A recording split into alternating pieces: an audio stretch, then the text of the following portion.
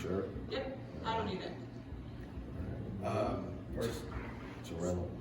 first time you're playing the same Pac-12 opponent twice this year. Do you believe in the psychology of a rematch, that what happens in the first game has any impact on the second game at all? As far as, obviously guys had a kind of a bad taste in their mouth the way that game ended.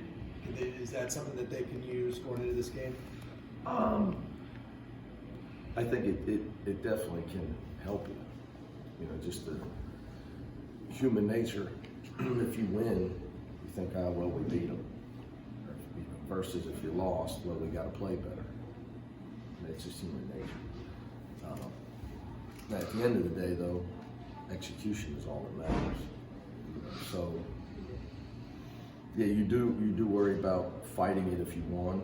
If you lost, you hope it plays to your advantage. That you have your guys are more focused. You hope so.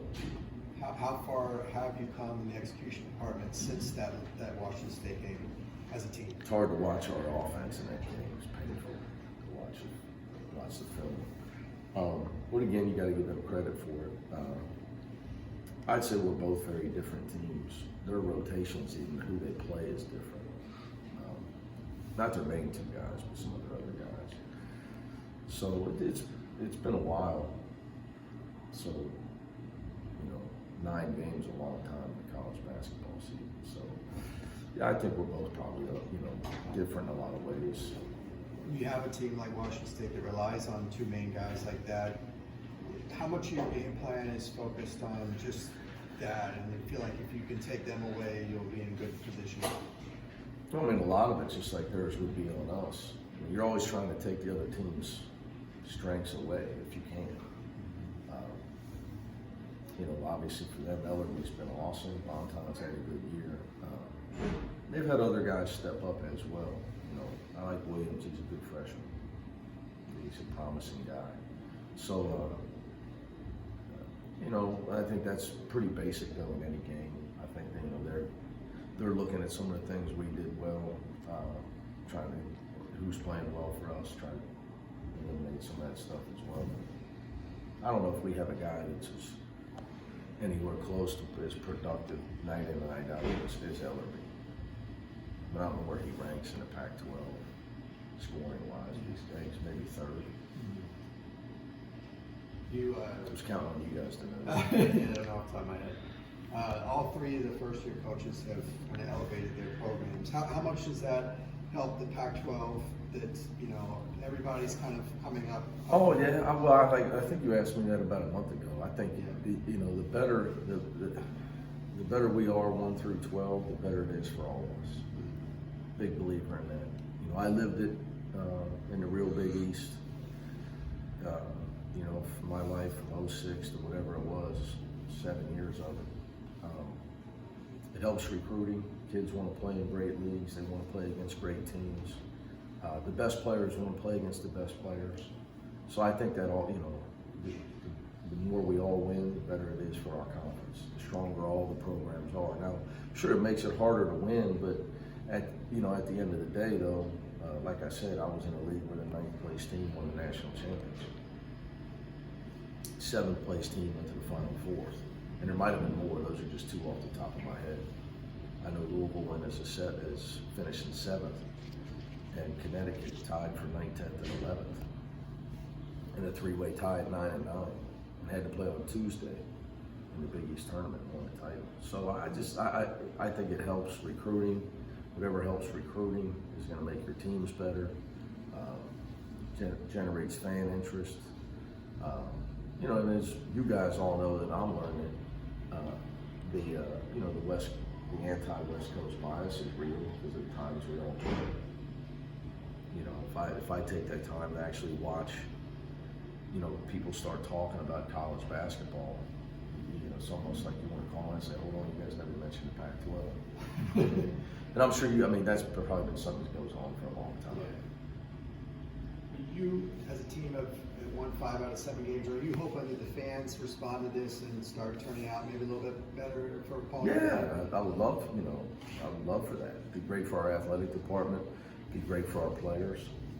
But I always try to focus on the fans that come. Appreciate the people that show up. and support the team. You know, it's just, you know, in this day and age, you know, the flat screen era, whatever you want to call it, it's tough for every entertainment entity to get people to come to games. It just is. Seems like the student turnout's been pretty good.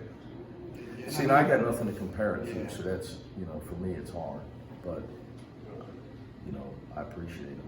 Yeah, I know you've made efforts with like free pizza and Whatever. giveaways and I things tell like that. I tell our marketing whatever you need me to do. Mhm. You know, so that offer still stands. Yeah, whatever you need. Anything we can do.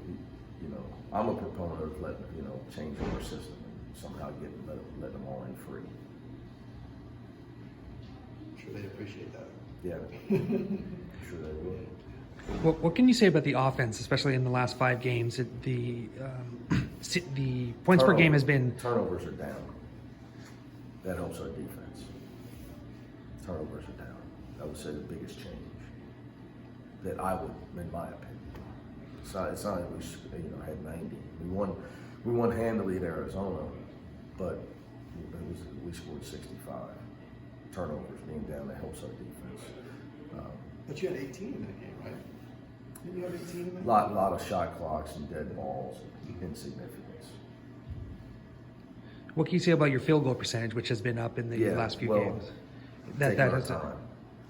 You know, I think for us, when you got a lot of young guys and guys are trying to figure out their role, it's been a work in progress. We play so many young guys. We're relying a lot upon 2 freshmen on offense, in Tiger and Jaime. And that's a learning process for them. Even when Jake comes in, you know, Jalen and Cody played last year, but it's not like they were big parts of the offense. So for them, when to be aggressive, when to pass. So they're the youngest team I've ever coached as far as lack of experience, guys having to make decisions with the ball. So as we've gotten better, the guy with the ball has gotten better. Not that he's made a shot, but if he doesn't have anything, to just give it to the next guy, and we're forcing less. So we're taking our time, we're making better decisions. I think that's what's helped our field goal percentage. And it does cut down on your turnover, especially your live ball turnovers. Do you think experience is kind of the biggest reason why your turnovers are better? Oh yeah, I think you learn it over time. Guys want to win; they start to maybe heed your message a little bit more. You get your shot blocked, or you get the ball stripped. It's hard to, you give up 27 points in transition against Arizona State. You got no chance. They scored 27 points on the break against us. We went to Arizona, didn't do it, and they had 4 points in transition on the break. That's the difference in the 2 games. So, giving yourself a chance to win with your offense. You take your time, you got a better chance to get a better shot, you shoot a higher percentage. On the road especially.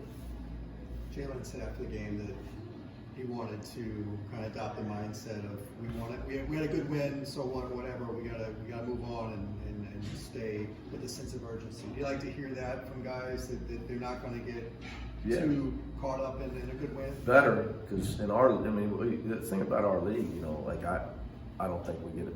I don't know because I don't really pay attention. I'm worried about recruiting to what's said out there. What do they got? What are they saying? 5 teams in the tournament right now. From the high club?